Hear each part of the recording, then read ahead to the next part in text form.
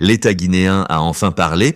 Un communiqué officiel du parquet général près la cour d'appel de Conakry, daté du 10 février 2026, vient d'être rendu public au sujet de l'extraction de Toumba Diakité de la maison centrale.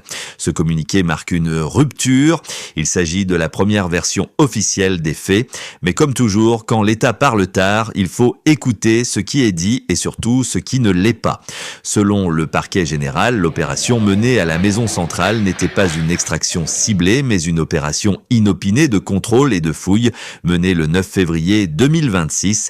Cette opération aurait permis de saisir des objets prohibés, téléphone portable, substances psychotropes et armes blanches en possession de certains détenus. Jusque-là, le discours est classique et conforme à ce qu'on observe dans de nombreuses prisons, mais le communiqué va plus loin. Il affirme que Toumba Diakité aurait adopté une attitude agressive, refusant de se soumettre à la fouille et proférant des menaces à l'encontre des agents de sécurité. Selon le parquet, ce comportement aurait créé des tensions parmi les autres détenus et compromis la sécurité de l'établissement. C'est sur cette base que l'administration pénitentiaire dit avoir pris une décision légale. Le transfert de Toumba Diakité vers la maison centrale de Koya le 10 février 2026. Voilà pour la version officielle. Maintenant, posons calmement les questions que ce communiqué soulève.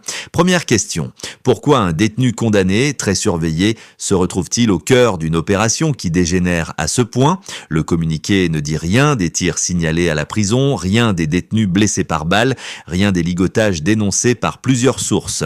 Ces faits, pourtant graves, ne sont ni confirmés ni démentis. Ils sont simplement absents.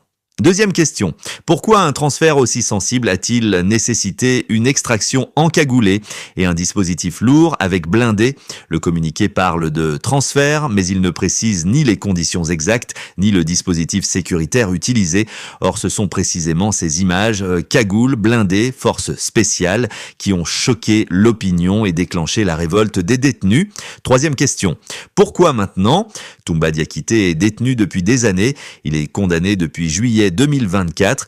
Il n'avait pas fui lors de l'évasion de 2023. Il arrivait progressivement vers la fin de sa peine. Pourquoi ce transfert aujourd'hui et pas plus tôt? Le communiqué n'apporte aucune réponse sur le timing. Enfin, une dernière question centrale. Pourquoi le silence initial si tout était légal et maîtrisé, si l'opération était routinière, si le transfert était justifié, si la situation était sous contrôle? Alors pourquoi avoir laissé le vide informationnel s'installer pendant des heures, laissant place aux rumeurs, à la peur et à la colère? Ce communiqué est donc important. Il apporte une version officielle, mais il n'éteint pas le malaise. Au contraire, il confirme une chose, la crise n'est pas seulement sécuritaire, elle est institutionnelle et communicationnelle. La Guinée n'a pas besoin d'un État silencieux qui parle trop tard, elle a besoin d'un État qui explique, qui anticipe et qui rassure. Car dans une transition fragile, chaque mot compte et chaque non-dit pèse lourd. Prochain épisode, confrontation des versions, communiqué officiel contre témoignages internes.